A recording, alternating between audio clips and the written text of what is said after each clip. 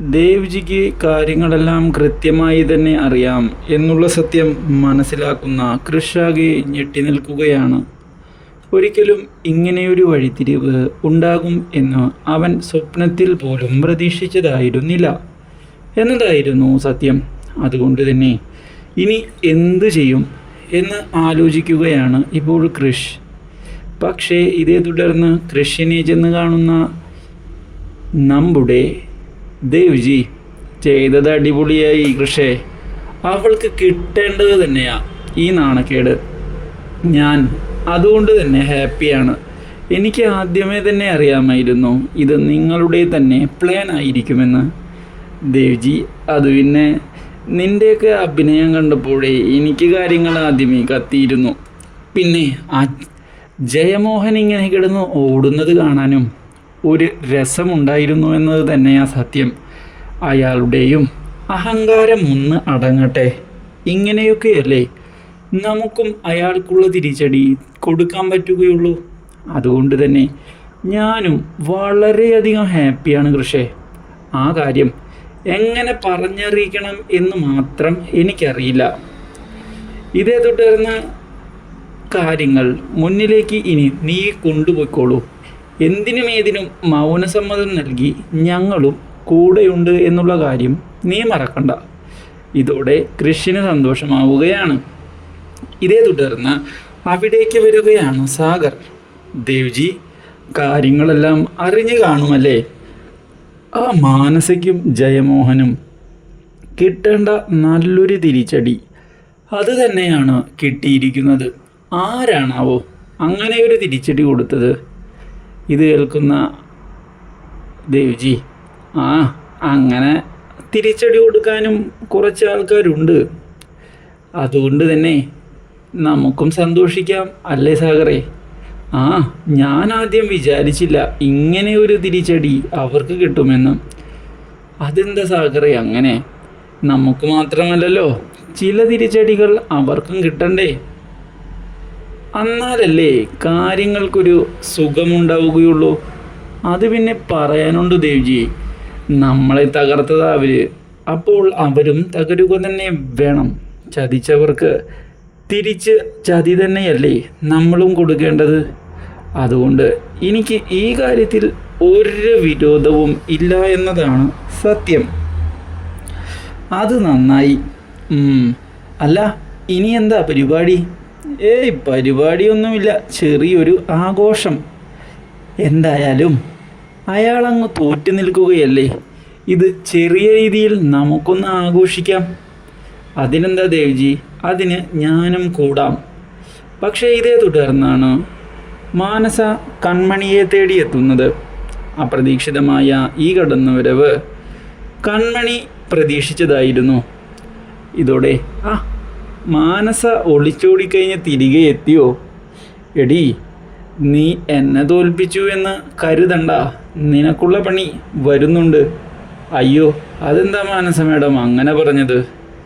ഞാനൊരിക്കലും കരുതിയിട്ടില്ല ഞാൻ തോറ്റുപോകുമെന്ന്. മാനസ മേഡത്തിൻ്റെ അത്ര തന്ത്രവും ബുദ്ധിയുമൊന്നും എനിക്കില്ലല്ലോ. അതുകൊണ്ട് തന്നെ എപ്പോൾ വേണമെങ്കിലും എനിക്കൊരു തിരിച്ചടി ഉണ്ടാകും എന്ന് എനിക്ക് കൃത്യമായി അറിയാമെന്നതാണ് സത്യം. അതുകൊണ്ട് ഞാനും ഒരുങ്ങി തന്നെയാണ് മാഡം ഇരിക്കുന്നത്. എന്തും ഏതും എപ്പോഴും നേരിടാൻ തന്നെ. നീ കാരണം എനിക്ക് വലിയ നഷ്ടമാണ് ഉണ്ടായത്. എന്തൊക്കെ കഷ്ടപ്പാടാണ് എനിക്ക് സംഭവിച്ചത് എന്ന് നിനക്കറിയാമോ? എനിക്ക് നന്നായി അറിയാം. പക്ഷേ അത് എനിക്ക് വേണ്ടി കുഴിച്ച കുഴിയായിരുന്നില്ലേ? ഞാനതിൽ വീണിരുന്നെങ്കിൽ ഇത് എനിക്കാകുമായിരുന്നു ഉണ്ടാകുന്നത്. മാനസ മേഡം എൻ്റെ സ്ഥാനത്ത് നിന്നുകൊണ്ട് കൈകൊട്ടി ചിരിക്കുകയും ചെയ്യും. അതും എനിക്ക് കൃത്യമായി അറിയാം. ഇത് കേട്ടതോടെ മാനസ ഇനി എന്താണ് ചെയ്യേണ്ടത് എന്ന് ആലോചിക്കുകയാണ് ഇപ്പോൾ. മാത്രവുമല്ല, ഇതേ തുടർന്ന് കാര്യങ്ങൾ ഇനി എങ്ങനെ മുന്നിലേക്ക് കൊണ്ടുപോകും എന്നാവും ഇപ്പോൾ മാനസ മേഡം ചിന്തിക്കുന്നത് അല്ലേ? എനിക്കുള്ള തിരിച്ചടി നൽകാൻ ഇനിയും മാനസ മേഡം കഷ്ടപ്പെടുകയാണ് എങ്കിൽ മാനസ മേഡത്തിന് വീണ്ടും ബുദ്ധിമുട്ടുകൾ ഉണ്ടാകും എന്നത് തന്നെയാണ് സത്യം. അത് ഞാനിപ്പോഴേ പറഞ്ഞില്ലെന്ന് വേണ്ട. ഇത് കേട്ടതോടെ ഇനി എന്തു ചെയ്യും എന്ന് ആലോചിക്കുകയാണ് ഇപ്പോൾ നമ്മുടെ മാനസ മാഡം, ഞാനാണ് ഈ ചതി ചെയ്തത് എന്ന് ഇവിടെ ആരെങ്കിലുമോടും മാഡം പറഞ്ഞാൽ മാഡം കൂടി പെടും. എന്നെ പെടുത്താൻ മാഡമാണല്ലോ ശ്രമിച്ചത്. അതിനുള്ള തെളിവുകളുമുണ്ട്. അതുകൊണ്ട് എനിക്കെതിരെ എന്തെങ്കിലും നീക്കം നടത്താനുള്ള എന്തെങ്കിലും പദ്ധതി മനസ്സിലുണ്ട് എങ്കിൽ അത് മാറ്റിവെക്കുന്നതായിരിക്കും മാഡത്തിന് നല്ലത് എന്നാണ് എനിക്ക് പറയാനുള്ളത്. ഇല്ലെങ്കിൽ മാഡം തന്നെ പെട്ടുപോകും. എടി വേണ്ട മാഡം, ഇതുവരെ ഉണ്ടായ നാണക്കേട് മാഡം മറന്നിട്ടില്ല എന്ന ഞാൻ കരുതുന്നത്. ഇനിയും പ്രശ്നങ്ങളുണ്ടാക്കി നാണം കെടണോ മാഡം? ഞാൻ അത്രയേ പറയുന്നുള്ളൂ. ബാക്കിയൊക്കെ മാഡത്തിൻ്റെ ഇഷ്ടം പോലെ ചെയ്യാം. ഇനി ഞാനായിട്ടൊരു പ്രശ്നം ഉണ്ടാക്കി എന്ന് മാഡം പറയരുത്.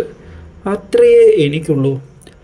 ഇതോടെ മാനസയാകെ എന്തു ചെയ്യണമെന്നറിയാതെ നിൽക്കുകയാണ്. ഇങ്ങനെയൊരു തിരിച്ചടി ഉണ്ടായതിന് പ്രതികാരം ചെയ്യുമടി. ഇനി കൃഷിനെ ഞാൻ തന്നെ സ്വന്തമാക്കും.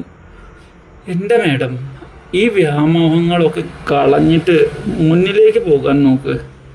കൃഷ് സാറിനെ സ്വന്തമാക്കുക എന്നതൊന്നും നടക്കാൻ പോകുന്ന കാര്യമല്ല. അത് മാഡത്തിനും അറിയാം, എനിക്കും അറിയാം. എന്നിട്ടും ഇവിടെ കിടന്ന് വെല്ലുവിളിക്കുന്നത് കാണുമ്പോഴാ ഒന്ന് പോ മാഡം എന്ന് പറഞ്ഞ് കൺമണി പോയതോടെ നാണം കെട്ട് നിൽക്കുകയാണ് ഇപ്പോൾ നമ്മുടെ മാനസ. ഇനി എന്തു ചെയ്യുമെന്ന് മാനസ ആലോചിക്കുന്നു. ഇതേ സമയം മാനസയുടെ അമ്മയാകട്ടെ ഇനി മാനസയെ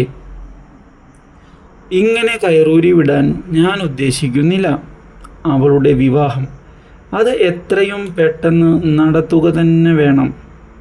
അല്ലെങ്കിൽ ഇതുപോലുള്ള പ്രശ്നങ്ങൾ ഇനിയും ഉണ്ടാകും. ഇത് കേട്ട് ജയമോഹൻ എന്താണ് പറയേണ്ടത് എന്നറിയാതെ നിൽക്കുകയാണ്. അവൾ ഇപ്പോൾ വിവാഹം കഴിക്കാൻ ഒരു പക്ഷേ തയ്യാറല്ല എങ്കിൽ പിന്നെ എന്തിനാണ് നിർബന്ധിക്കുന്നത്? അവളെ നിർബന്ധിക്കാതെ അവൾ അങ്ങനെ ഓരോ മണ്ടത്തരവും പറയും. നമ്മളാണ് അവളെ തിരുത്തേണ്ടത്. ഇല്ലെങ്കിൽ ഇതുപോലുള്ള നാണക്കേട് അവൾ ഉണ്ടാക്കുകയും നമുക്ക് തലപൊക്കി നടക്കാൻ പറ്റാത്ത അവസ്ഥ വരികയും ചെയ്യും. വരുണെങ്കിൽ വരുൺ. ഇനി എന്തായാലും ഈ വാർത്ത അറിഞ്ഞ ആരും അവളുമായൊരു വിവാഹത്തിന് തയ്യാറാകുമെന്ന് എനിക്ക് തോന്നുന്നില്ല. അതുകൊണ്ട് തന്നെ ഞാൻ ഈ വിവാഹം ഉറപ്പിക്കാൻ തീരുമാനിച്ചു. വരുണിൻ്റെ അച്ഛനെ കണ്ട് നിങ്ങൾ കാര്യങ്ങൾ സംസാരിക്കേ. എത്രയും പെട്ടെന്ന് വിവാഹം നടത്തണം അവളുടെ. അല്ലാതെ മറ്റൊരു കാര്യവും എനിക്കിപ്പോൾ പറയാൻ ഇല്ല.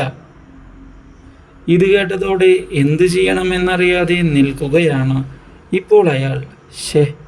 ഇതിപ്പോൾ വയ്യാവേലിയായല്ലോ. മതിരിച്ചിട്ട് തുപ്പാനും വയ്യ, കഴിച്ചിട്ട് ഇറക്കാനും വയ്യ എന്ന അവസ്ഥ. പക്ഷേ ഈ കാര്യങ്ങൾ അറിയുന്ന മാനസ മുന്നിലേക്ക് വരികയാണ്. ഞാൻ വിവാഹം കഴിക്കും, പക്ഷേ അത് നിങ്ങൾ പറയുന്ന ആളെയല്ല. എൻ്റെ മനസ്സിൽ ഒരാളുണ്ട്. അതാരാ? ഇനി വരുണല്ലാത്ത മറ്റൊരാൾ. വരുൺ ഒരിക്കലും എൻ്റെ മനസ്സിൽ ഉള്ള ആളല്ല എന്നത് തന്നെയാണ് സത്യം. അതുകൊണ്ട് നിങ്ങൾ ആവശ്യമില്ലാതെ പ്രശ്നങ്ങൾ ഉണ്ടാക്കരുത്. നിങ്ങൾ വിചാരിക്കുന്നത് പോലെ ഒരു ബന്ധവും ഞങ്ങൾ തമ്മിലില്ല. ഈ മീഡിയ ഓരോന്ന് അടിച്ചുവിടുന്നത് കേട്ട് എന്നെ അവിശ്വസിക്കരുത് എന്നാണ് എനിക്ക് പറയാനുള്ളത്. എങ്കിൽ ശരി, നീ പറ, നിൻ്റെ മനസ്സിൽ ആരാണുള്ളത്? നീ പറയുന്ന ചെക്കനെ വിവാഹം ഞങ്ങൾ കഴിപ്പിക്കാം. നിങ്ങൾ കഴിപ്പിക്കേണ്ട, ഇനി ഞാൻ തന്നെ കഴിപ്പിച്ചോളാം. അത് മറ്റാരുമല്ല, കൃഷ് തന്നെയാണ്. ഇവള് നന്നാവാൻ പോകുന്നില്ല. കൃഷ് ആ കൺമണിയെ വിവാഹം കഴിക്കാൻ പോവുകയാ. അവരുടെ എൻഗേജ്മെൻറ്റ് വരെ കഴിഞ്ഞു. എന്നിട്ടും ഇവൾ ഇതുവരെ ആ പ്രാന്ത് വിട്ടില്ലേ? അങ്ങനെ വിടാൻ ഞാൻ ഉദ്ദേശിച്ചിട്ടില്ല. അവളുടെ വിവാഹമൊന്നും കഴിഞ്ഞിട്ടില്ല. അവരുടെ വിവാഹം നടക്കാൻ പോകുന്നതേ ഉള്ളൂ. എത്ര വിവാഹം എൻഗേജ്മെൻറ്റിന് ശേഷം പൊട്ടിയിട്ടുണ്ട്. അതുകൊണ്ട് തന്നെ നിങ്ങൾ ആ കാര്യമൊന്നും എന്നോട് പറയേണ്ടതില്ല. ഞാൻ തീരുമാനിച്ചുറപ്പിച്ച കാര്യമാണ് ഇത്. അതിൽ നിന്ന് ഞാൻ പിറകോട്ടില്ല എന്നും പറഞ്ഞ് മാനസ പോയതോടെ ഞെട്ടി നിൽക്കുകയാണ് മാനസയുടെ അമ്മ. കൂടുതൽ അപ്ഡേറ്റ്സിന് ചാനൽ മറക്കാതെ സബ്സ്ക്രൈബ് ചെയ്യുക.